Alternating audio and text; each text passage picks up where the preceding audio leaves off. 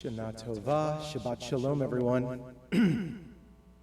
I failed Geology 101 3 times in college. Then I decided to take astronomy. It was a hard thing to fail geology 3 times because my father is, or was, in his professional life before retirement, a soil scientist. So it was a lot of laughter and a lot of relief that I signed up for another basic science course. But one thing that I do remember, since I learned it 3 times, from geology class is about the Mohs scale of hardness. It's about minerals. It assesses various degrees of a mineral's hardness or strength. And one of Friedrich Mohs' fundamental findings was that it takes a mineral higher on the scale, or harder, in order to scratch anything below it on the scale. A mineral can scratch itself, but it can't scratch something stronger. It takes something of equal or greater strength to affect it. The same goes with bones. When a force that is stronger than the bone itself is applied, the result is a fracture or a break, a traumatic medical event, which can also come in varying degrees. I learned this the hard way about 2 months ago, when I slipped in the rain and I fell no more than 2 feet and I fractured my ankle. Within a day, I was privileged enough to see not only a medical doctor, period, but an orthopedic specialist whose work focuses specifically on ankle fractures. This is what she told me happens when a bone trauma occurs.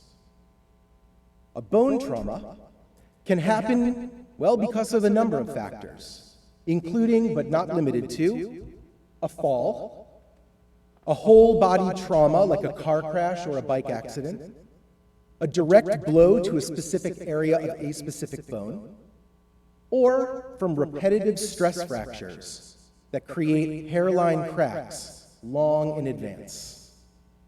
Those stress fractures cause different levels of pain for different people, but in almost all cases, it forces that individual to alter how they walk, or sit, or stand up, or change positions in any way, or sleep, or even just to stand still.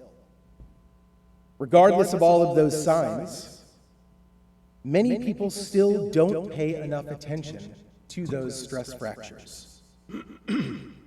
A 2009 study out of the University of Washington reported that close to 40% of those with hairline or stress fractures either ignored medical advice on how to treat it properly, or they couldn't afford the expensive elective procedures needed to get to the root of the issue.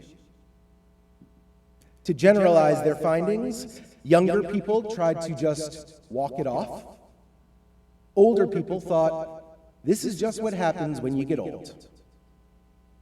So enough force is applied to overpower the bone's structural integrity, and when that happens, it snaps. There are fragments of bone, there's cartilage, there's tissues, there are germs, and, sorry, some of you, there is blood. Lots of blood. Not all of it on the outside. The vessels in and around the bone also break.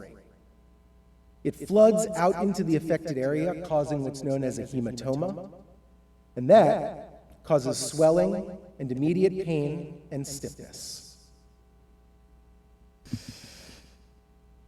Sound familiar? Perhaps it's a metaphor. Perhaps we can see these last 6 months as a trauma similar to a bone break.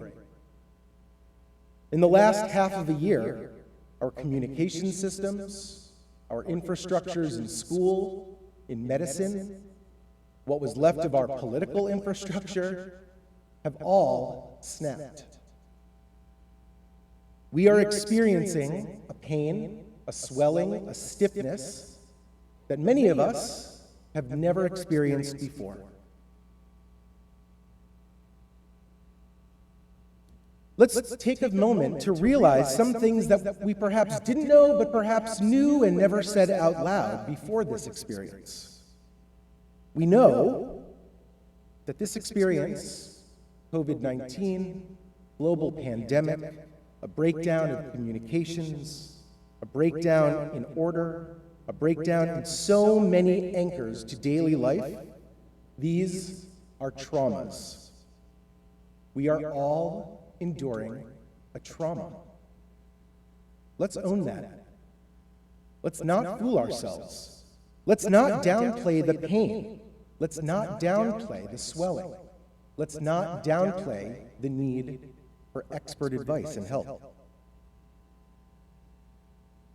Our trauma of the last half year has come from more than one origin point. Yes, it was a blunt force trauma of a specific illness, but even before that, it was stress fractures in so many other areas of life. Financial, educational, medical, and of course again, political. In light of all of that, there is much work to be done.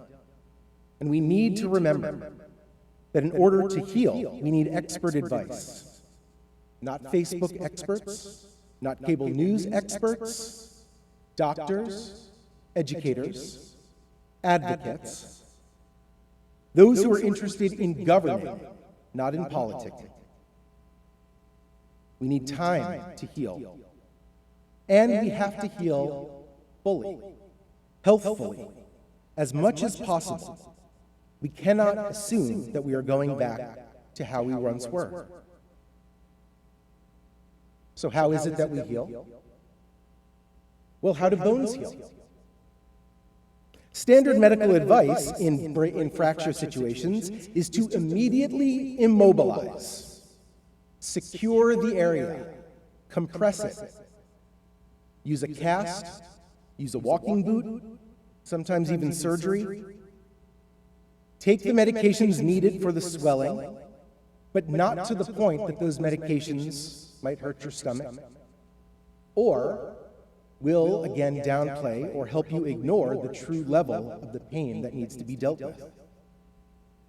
When you immobilize, when you secure, your body puts into action a number of different tiny little players that already, believe it or not, are ready to go inside each of our bodies.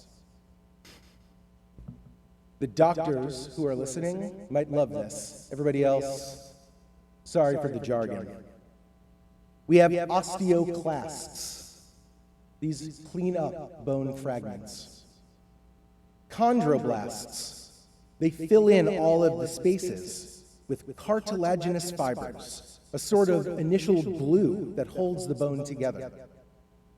We have fibroblasts.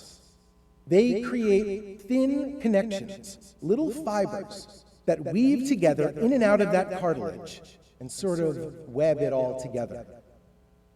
And we have osteoblasts, which take those cartilaginous fibers, take those connective pieces, those connective fibers that web, and form it, harden it into new bone. There's our new bone. It's there. We know how to heal ourselves if we give ourselves time, if we give ourselves nutrition, if we listen to expert advice. But it doesn't quite end there. It doesn't just happen one day. See, what your body does is create too much bone for the area that has been broken. It creates almost the effect of two pretzel sticks stuck into a marshmallow. A little bit too much, holding together two things much thinner. And what our body does over days, weeks, months, even years after that break has finished, has been healed, has been recreated, it takes time to remodel, to edit us down, to use the memory of our bone, your ankle, your arm, your rib, what it was before, the genetic code that exists deep within you, and it uses it to reshape and to remodel. But we also have to remodel ourselves after a bone break. We have to teach ourselves that you can walk on that leg again, that you can run, that it won't break again, that you're taking care of yourself, that you're seeing your doctors, taking expert advice. Perhaps that's how we heal after these 6 months and into whatever months COVID-19 and any other health issues might take us. Perhaps if we make sure to clean up the remnants of the old structures, which we wish hadn't broken in the first place, but did, and now have to be cleaned out. If we hold ourselves together with whatever stringy instruments we need in order to place a web around our communities, our families, our cities, our entire world. That we fill in those cracks with whatever we need, even if it's soft, even if it's not bone itself, just cartilage right now. We fill it in, and we allow time and memory and innovation and expertise to reshape us over years and years. Traumas come with pain, but pain dissipates. The memory of pain is oftentimes more important, more long-lasting than the actual trauma itself. There's something that memory does for us after a trauma. It informs us not only in our minds, not only in our guts, like perhaps I should wear shoes with better tread on days that it rains, but it actually teaches our genetic code that they might want to strengthen those little bits in that area more than they were before. Maybe it's because I'm getting old. Maybe it's because my body and brain remember that I'm reckless. Maybe it just remembers when I go to step on that last step, 2 feet above the ground I had wanted to plant myself on. It remembers that something happened here and that we don't want it to happen again. When we look within ourselves, we find that our bodies can heal. Perhaps it is time to take expert advice, to reach out to those in our community, to build those structures so that we can rebuild from the trauma and we can heal. May that be what we do in 5781. Shana Tova.